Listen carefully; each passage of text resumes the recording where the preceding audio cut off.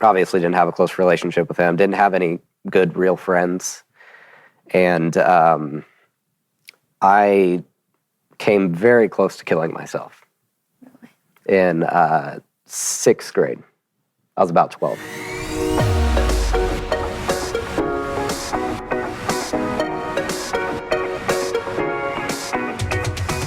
Hi, welcome to Unmuted. My name's Alyssa, and today I have with me my friend Connor.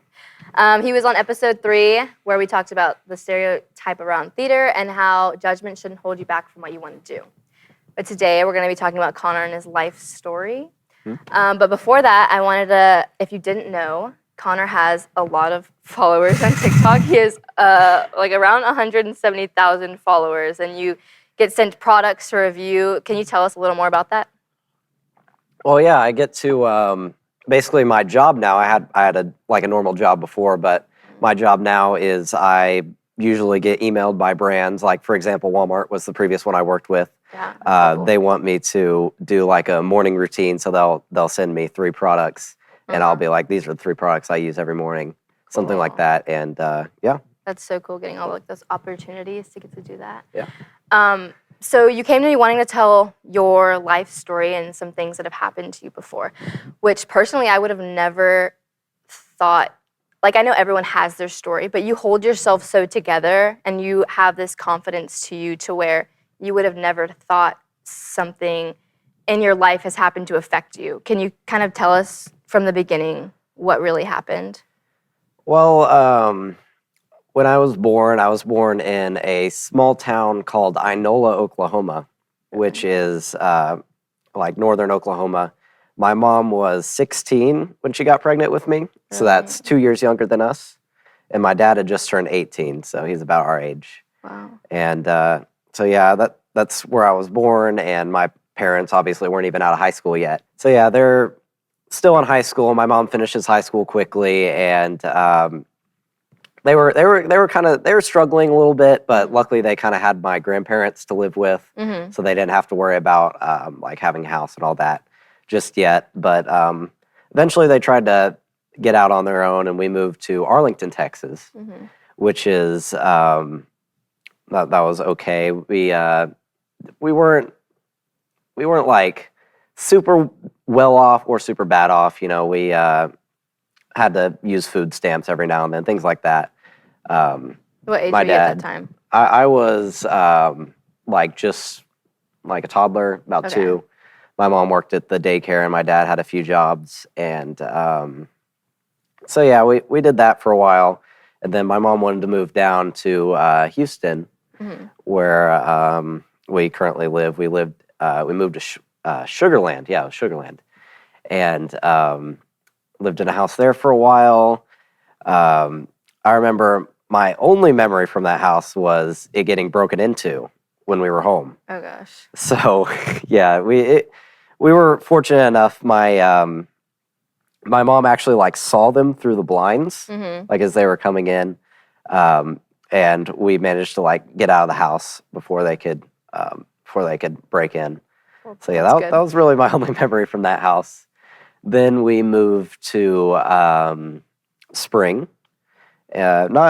It was at the time it was a neighborhood.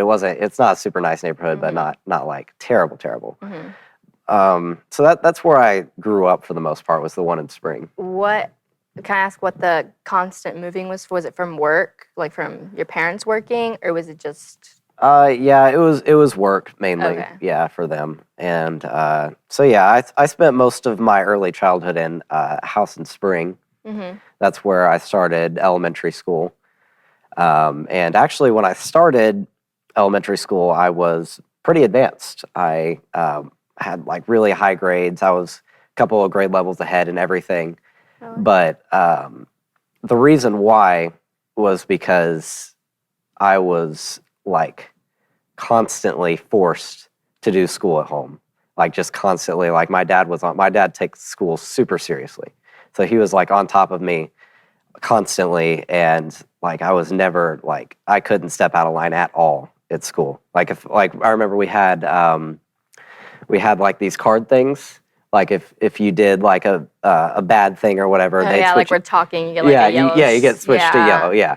And I know now that I have most likely some form or type of dyslexia type thing. I haven't gotten tested for what exactly it is yet because I just turned 18. So I can finally go get tested for that. And I also have ADHD. And we didn't know that at the time. I didn't know that. I didn't even know what that stuff was at the time. Yeah. But I was always like, I wasn't like really that bad of a kid, but like I was always getting like my car turned to yellow because I was talking or whatever. Yeah. But when my teachers did that, they didn't know what would happen to me later because of that. Like when I bring home my Tuesday folder and my dad sees it, it would be pretty bad. Do you want to elaborate on that or no? Just kind of like He it would, wasn't. he would just beat the crap out of me. Okay. Like every single time for anything. Did you ever feel like, or do you think that going to school, did you ever think telling the teacher, hey, can you not? Or was it kind of just like, well, I guess it's. Well, I thought my basically one thing my dad had always told me is like, we have it so good, like you're so lucky and all of that. So I just thought that that's how regular people lived. I didn't know. It was your normal. Yeah, it was just my normal. So yeah, and I remember, let's see. I remember one time I was doing math that was like a little bit, I think it was like 2 grade levels ahead. I think I was in like first grade and I was doing 2-digit multiplication. My dad handed me a sheet of 20 problems with that. And he said, you're going to get a lick for each one you get wrong. And I was in my room crying, trying to do it. And I finally finished, brought it back to him, and I only got 2 wrong. And he was like surprised that I'd only gotten 2 wrong. With you doing advanced work, there was no like proud, like I'm proud of you that you're doing it. It was more of. No, really? It was just like the expectation. So did it progressively get worse when you got older? Well, no, Or was it kind of? So what happened was I like through early elementary school and stuff, I was like really advanced.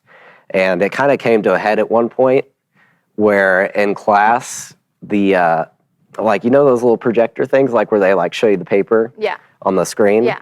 I had turned the projector around to face the class, like just like to try to be funny.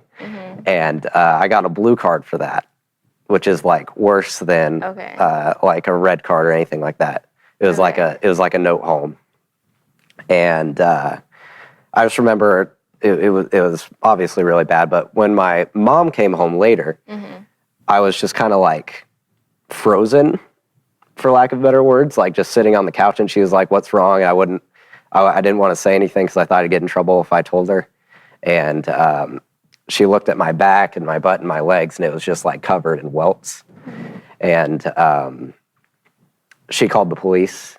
So she was unaware of what was happening? Well, no, she kind of knew. It was worse. That was just the final straw. She always kind of stood up for me, like don't do this to him. But my dad would just be like, no. And that was the breaking point for her. Yeah. So she finally called the police, and my dad got arrested and went to jail for a while. And I remember when he got out, he didn't really talk to me for like 2 weeks. Like it was, I thought at the time it was my fault. I was gonna ask if you felt guilt. Yeah. I that I'd told the police officers on him and stuff like that. Yeah. So yeah, that's kind of when it all came to a head. And shortly after that, my parents got a divorce, and it was like from one extreme to the next. Because like before, I was like just walking on eggshells. Like I couldn't be 1 minute late home from my friend's house. I couldn't get too much water on the floor when I was taking a shower. Like things like that. I went from that extreme to the next extreme, which was kind of neglect. So when my mom and I finally moved out, and my little sister was really little at the time, finally moved out, she was working like 12, 14 hours a day, sometimes 16 hours a day at a restaurant, and I was just kind of at home. So at that point, I was just given complete freedom. It was like I could do whatever. Yeah. And I ended up just,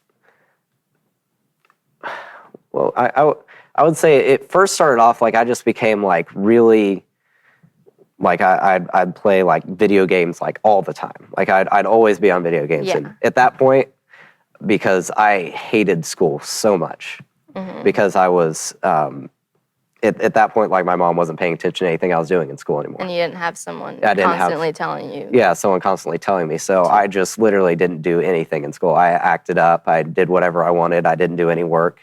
And that's kind of just how it was for years. Did you ever go see your dad? Was it a visiting or no? Well, it's when we first got the divorce, I saw him a few times, but then after that, there was like maybe like a year and a half where I just didn't really see him. What grade? What like age was this? This was, I believe, it all started in about 5th grade. Really? So 5th grade was after they'd gotten the divorce and after we moved to Magnolia. Do you feel this affected your social, I don't know if you'd call it life or just going to school? Because you seem like you were like a comedy guy when you were younger, you know, doing silly things, even though you were getting in trouble. But did it kind of simmer down from there? You were like, I don't really. Well, yeah, after that, I was just really insecure about myself. And I was a big class clown. I didn't, obviously, at that point, I just completely stopped doing any work. So eventually I got behind. And I'd just sleep in class. And basically my only purpose when I went to school was just to have fun and like be annoying and stuff like that. And so the bad thing is like at that point, like I said, I had super low self-esteem, so I would just do anything to make people laugh. And it just got so bad to the point to where all I was just a laughing stock. Like nobody respected me.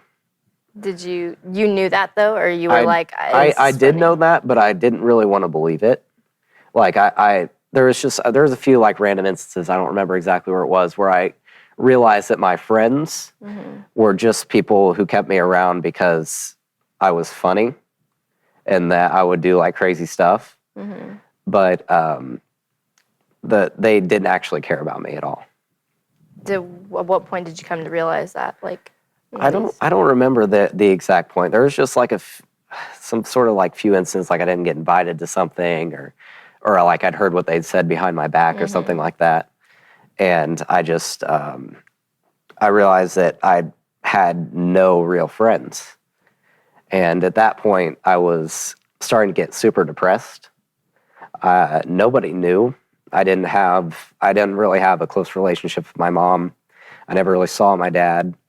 Obviously didn't have a close relationship with him. Didn't have any good real friends. And I came very close to killing myself. In 6th grade. I was about 12. Multiple times.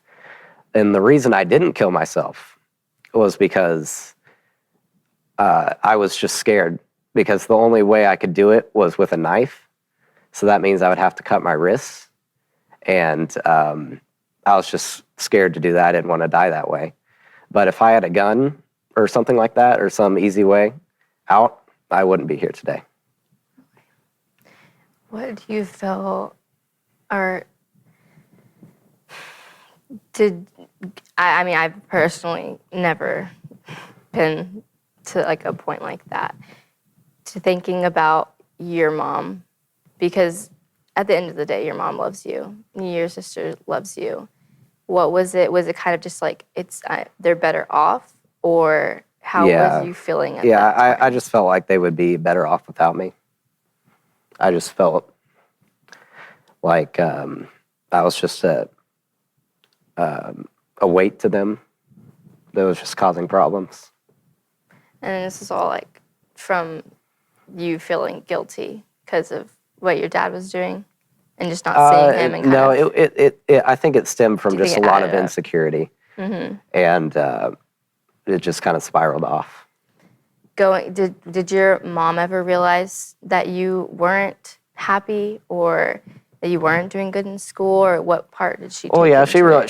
she would get calls from my teachers every week or whatnot about what I was doing in class or the work I wasn't doing and stuff like that.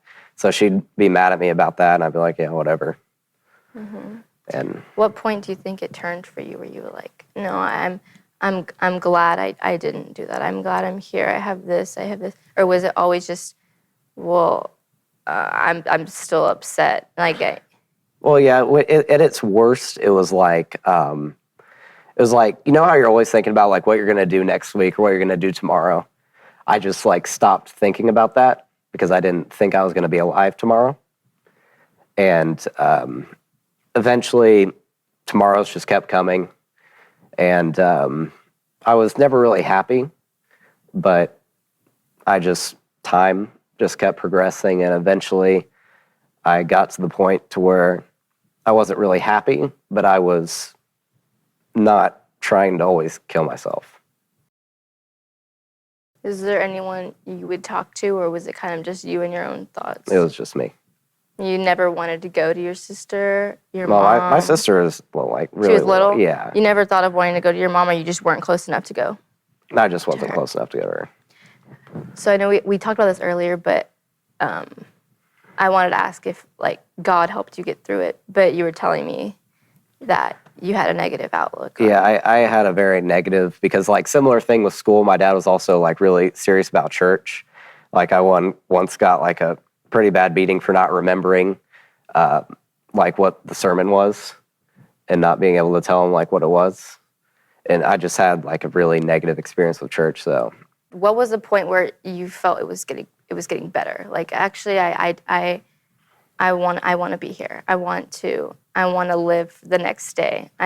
You're thinking about what's coming next. I would say when I got into high school, like I felt like I kind of had a fresh start. My mom was in a better position at her job. We had plenty of money now, and I just felt like it was an opportunity for me to change my life for the better. And at that point, that's when I started to dress better, because I just kind of realized that no one's going to help me except for me.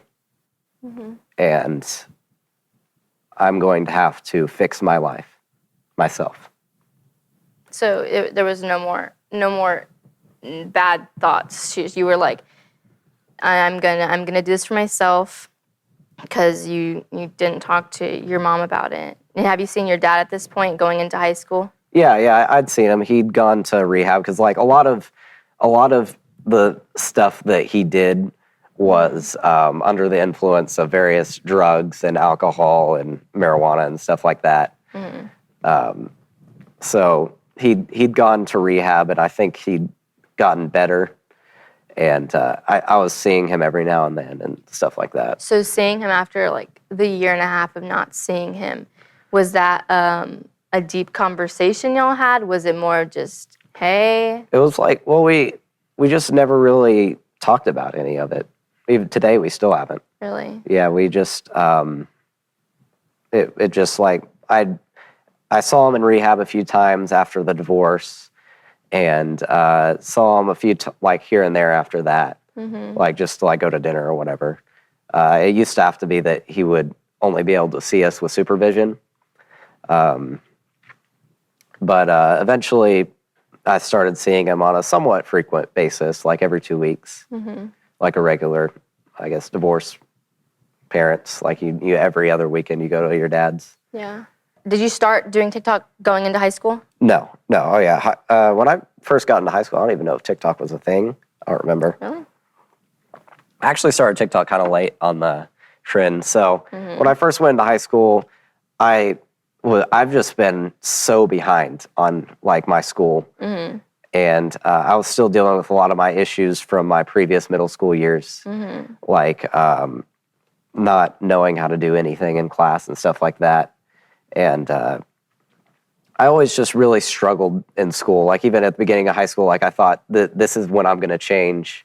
This is when I'm going to fix my life and get good grades, despite everything that's happened. And that didn't happen.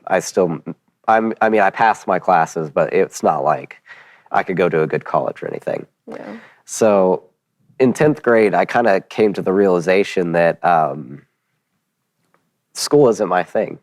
Like I just going the route of going to a good college and all that just isn't going to work for me. So I had to find some other way. So I started like thinking, what are some businesses I can start? I started one like with some lizards. Like I'm going to breed the reptiles and have a lot eggs of and reptiles, sell them. Yes, right? I do. That didn't work out, but it was a good try. After that, I decided I'm going to try to do TikTok, and I noticed that, like on YouTube, when I was wanting to dress better, learn how to dress better, and like improve myself, I stumbled across a lot of like men's style YouTubers and stuff like that, and I noticed they always had like sponsors in their videos. They like even though their channels weren't like huge, they were still like crazy rich. Because like when you're in the men's style space, you can you make a lot of money because there's like a lot of sponsors, and sponsors will pay you a lot. So I was like, you know what, I like clothes and dressing well and stuff like that. So I'm gonna start making like short TikTok videos, sharing like some tips or whatnot. Yeah. And also at this time, I'd like started working at my first job, and I kind of got the same vibe there that I'd gotten kind of my whole life from people, like that. Like they just kind of dismissed me as being like just an idiot, like, and that's kind of how my whole life has been. Like I've had plenty of teachers be like what are you doing? Like you're literally going to be a failure if you keep acting this way, if you don't get your grades up and stuff like that.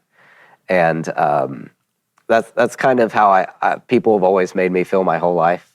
After I like just went down in the school, yeah, I was getting that same vibe from my job. So I was like, this also doesn't work for me.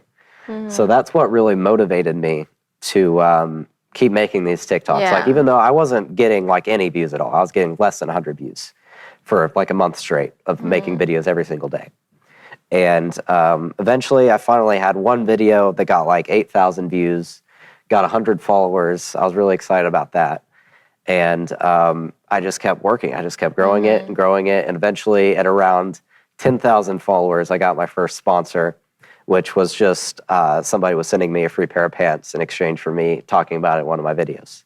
Nice. So that was really exciting for me. It's kind of like crazy to think that you felt so insecure or had these insecurities knowing you now, and how like confident and how well put together you hold yourself. Do you ever still feel those insecurities, like I'm not good enough to be here, or these, feeling like you're not making friends? Oh, definitely. Yeah, Really? I definitely feel like that still in my classes today. I don't do super well. And I feel like that's something you shouldn't dwell over, because not everyone's I don't dwell great over it at, anymore. Yeah. Not everyone's. I mean, I'm not very good in classes. It's just like if we're in math class and we're doing a project, nobody wants to be my partner. It's that kind of thing. But I don't really dwell on it anymore. I just do what I need to do to get by in school and focus most of my energy elsewhere. Going back to like, have you talked to your mom since then about like everything, like how you were feeling at one point, or is it kind of just old news? Like I'm kind of leaving that to the side. I've never talked to her about that. Really? Do you have a closer relationship now? No. Really? And you live with your mom? Yeah. You go see your dad every? I see my dad like every 2 weeks or so. Okay. Do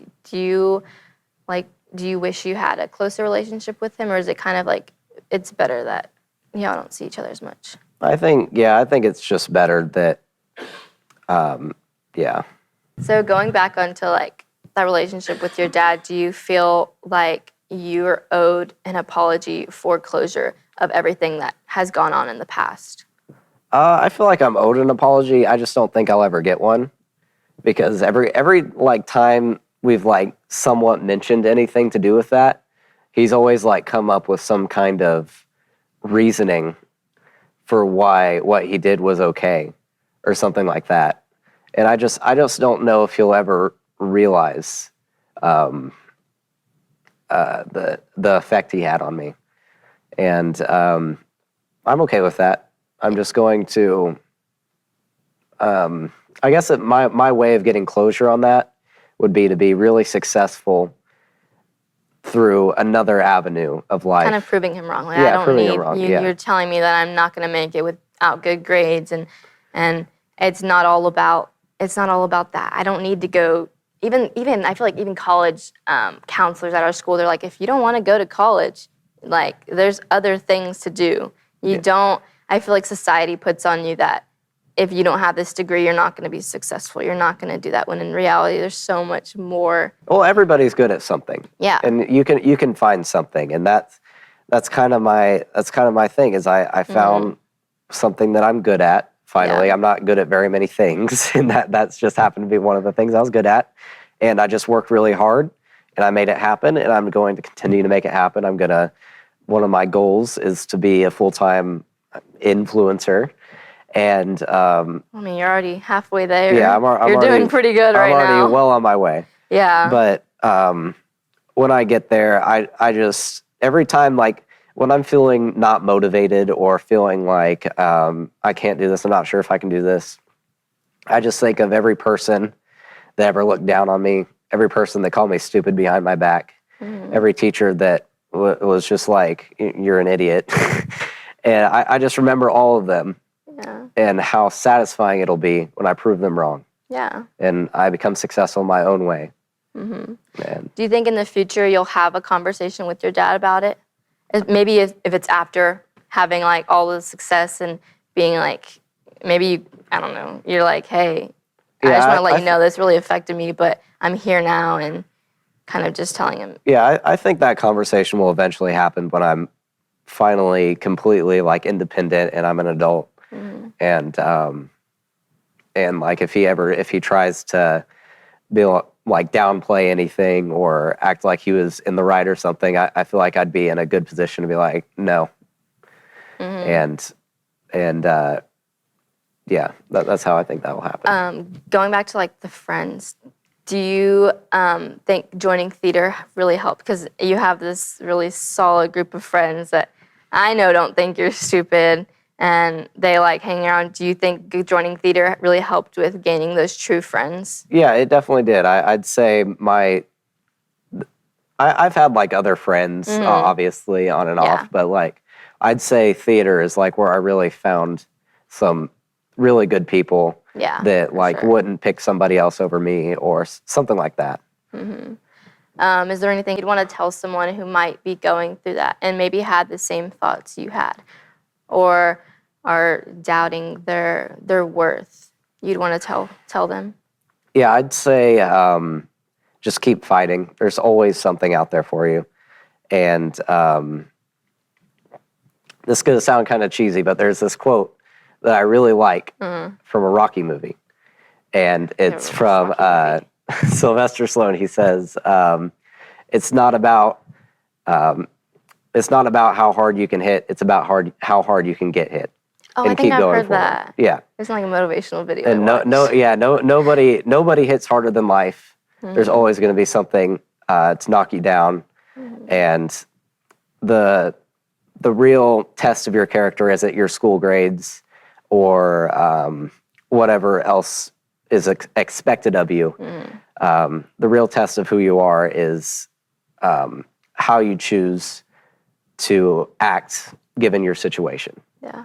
Like I could have, obviously, given how my situation, I could have just like been homeless or something like that. Like just not done anything about it. But you had that motivation to use people doubting you Yes. to Yes. be successful and to push you to instead of going downhill, but to like prove them wrong. Yes, to prove them wrong and just keep moving forward and win no matter what. And yeah. Well, I think it's crazy because I would have never thought that this was your, in reality, your life story since 18. There's a lot more, but it seems like it's going uphill from this. And I'm really glad that you shared your story. And I want to let you know that you're doing really good, that you like seeing all your TikTok following. And I'm like, okay, I need to start posting more. That's crazy to think someone so young is doing so well on that platform, and someone I'm like friends with, knowing that they are doing so well on TikTok. I also wanted to let you know that I'd love to have you. I know you have this negative outlook on church, but if you were to come with us on a Sunday, meet my pastor if you're comfortable with that, because I know he's going to watch, and I know he'd love to talk to you, pray for you. I'd be open to it. Yeah. Really. Thank you for coming on and telling your story. I'm really glad that you chose to come on and tell it, because I was surprised, but I was like happy. You were like, I want to come on and to help other people that might be going through that. And thank you so much. If you ever need any prayer, you could text this number. And thank you. See you next week.